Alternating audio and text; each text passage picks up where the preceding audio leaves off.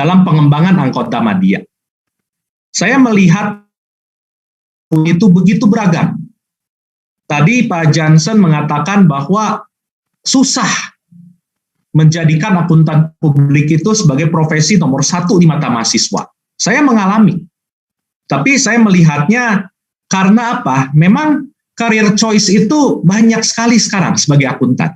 Bukan hanya akuntan publik. Ada akuntan manajemen, ada akuntan syariah, ada akuntan pajak, ada akuntan pemerintahan. Ya kita tidak bisa memaksa mereka semua jadi akuntan publik.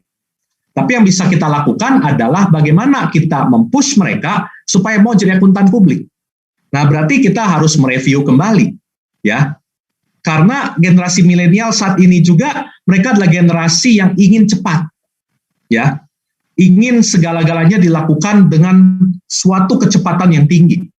Nah, maka jika profesi kita akuntan publik adalah profesi yang dipersepsikan oleh mereka lambat, ya, karir akuntan publik tidak menarik untuk mereka. Itulah tantangan yang pertama. Tantangan yang kedua, kontribusi peran akuntan publik di masyarakat. Kalau kita lihat profesi lain, lawyer punya acara di TV One, Indonesian Lawyers Club. Apakah kita akuntan publik punya acara seperti itu? Di mana di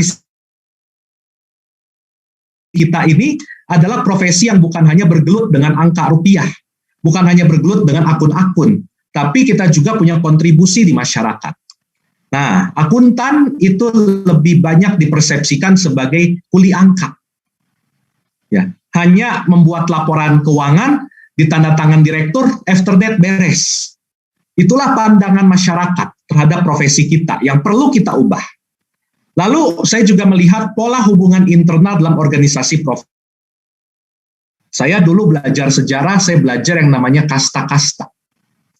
Yang namanya masyarakat Hindu kuno itu punya kasta Brahmana, Satria, Waisya, Sudra. Dan kita tahu antar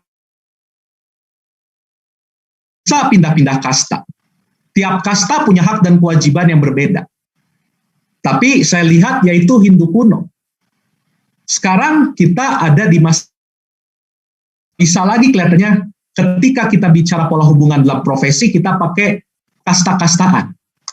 Kalau sudah di kasta ini paling dihormati. Kasta yang kedua ya sudah ikut saja kasta pertama. Rasanya itu bukan pola hubungan yang baik. Sekarang di masa milenial seperti ini, pola organisasional adalah pola inklusif. Di mana semua pihak terlepas status, terlepas usia, terlepas jenis keanggotaan dapat berkontribusi. Dapat menciptakan hubungan yang cair tanpa adanya sekat-sekat. Itulah yang ketiga tantangannya. Yang keempat, proses dan waktu dalam penciptaan akuntan publik profesional. Nah ini terkait dengan yang pertama tadi. Proses dan waktu ini adalah dua hal yang sangat penting. Kita harus mempercepat proses, mempercepat waktu, tapi harus menjaga kualitas. Inilah tantangan kita dalam pengembangan anggota media. Dan saya melihat tahun 2030, ya, di mana akuntan publik Indonesia ini akan memulai masa kejayaannya, berarti dari sekarang kita harus punya dua hal. Kita harus punya kapabilitas internal yang kuat, dan juga ditunjang oleh infrastruktur dan suprastruktur profesi. Nah, maka oleh karena itu, Bapak dan Ibu sekalian, saya mencoba sebagai calon untuk membawa visi, misi, dan juga program kerja. Visi saya dapat Bapak Ibu lihat di sebelah kiri, simple tapi dalam. Cita-cita saya tahun 2030, CPA Indonesia itu punya 4 kriteria. Integrity, empathy. Misi saya yang pertama, saya ingin menciptakan ekosistem profesi akuntan publik yang mampu meningkatkan kompetensi dan profesionalitas CPA. Mengoptimalisasi koordinasi dan kolaborasi antara profesi akuntan publik dan global atas jasa audit assurance yang bermutu tinggi. Yang ketiga, meningkatkan integritas profesi dan CPA Indonesia melalui pendidikan dan standar akuntan publik yang unggul dan berstandar internasional, dan menumbuhkan semangat bahu-membahu dan bersinergi untuk kemajuan profesi kita dan juga bangsa kita.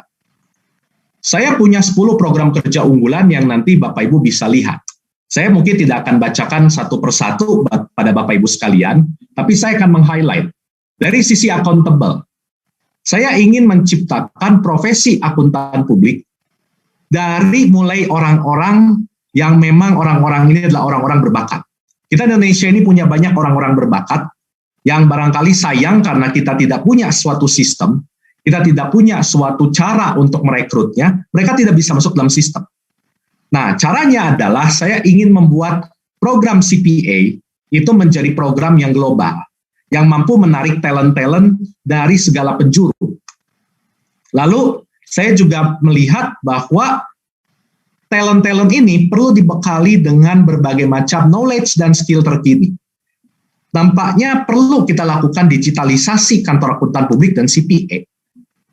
Lalu, bagaimana kemudian kita mempercepat anggota media menjadi akuntan publik?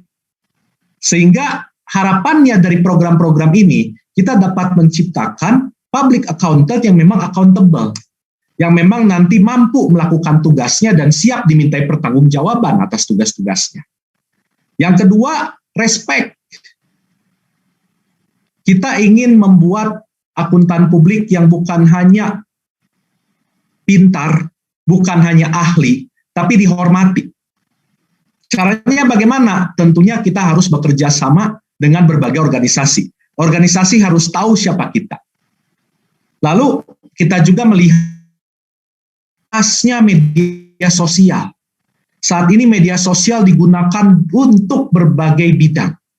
Salah satunya sosialisasi kepada masyarakat. Masyarakat kita sebentar lagi dominasinya adalah milenial. Sebentar lagi klien-klien kita itu dominasinya milenial. Oleh karena itu optimalisasi media sosial ini perlu dilakukan supaya profesi akuntan publik ini mulai dikenal dan cara pandang dari masyarakat pada kita itu berubah sehingga muncullah rasa hormat pada profesi kita. Lalu integriti. Integriti ini saya melihat bahwa fondasi profesi kita itu adalah pada integritas kita sebagai akuntan publik yang ada pada pendidikan dan juga pada standar akuntan publik kita. Pendidikan kita perlu direvitalisasi sehingga punya standar internasional dan juga standar profesional kita juga perlu ditingkatkan kembali sehingga relevan dengan praktek kita. Itulah integritas.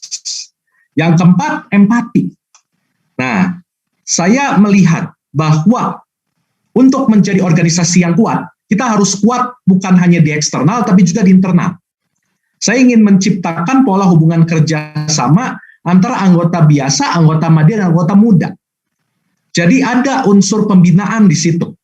Jadi anggota muda nanti siap jadi media, media siap menjadi biasa. Sehingga ada sinergi. Lalu kita ingin menciptakan organisasi inklusif.